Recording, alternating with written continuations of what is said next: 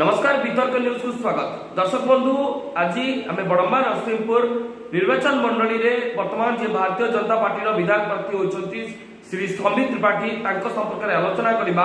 तेज श्री संबित त्रिपाठी जड़े आईआरएस अधिकारी भाव में परिचित।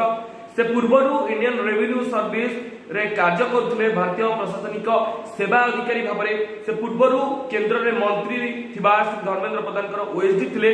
तापरे से दलरू लड़िबा पाई भारतीय जनता पार्टी रे मिसी राजनीति क्षेत्र को आसीबा पाई से पूर्वरु वीआरएस बा वॉलंटरी रिटायरमेंट फ्रॉम सर्विस को ग्रहण करथिले। तो भारतीय जनता पार्टी पक्षरु ताको बड़म्बा नरसिंहपुर निर्वाचन मंडली पाई विधायक प्रार्थी भाव में बछा जायछि।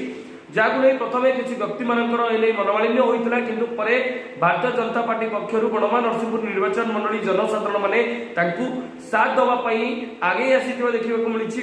तबे जने प्रशासनिक सेवा अधिकारी भाव में तांकर दक्षता रहिछि ओ गोटे राजनीति नुहे सेवा भाव में बड़म्बा नरसिंहपुर को आगु को नबा पाई जहाँ सब आवश्यक से सब श्री त्रिपाठी पाखे बड़म्बा नरसिंहपुर रे चर्चार विषय आलोचनार विषय पलटि। तेज बड़म्बा नरसिंहपुर वासी आभिमुख्य कौन रोची? बड़म्बा नरसिंहपुर रे भारतीय जनता पार्टी प्रति लोक मैंने आकर्षित अच्छा। पूर्व घटना जदि आप निर्वाचन गुड़ी को देखिए तेज भारतीय जनता पार्टी विभिन्न समय देवी मिश्र को काउंटर कर आसुला।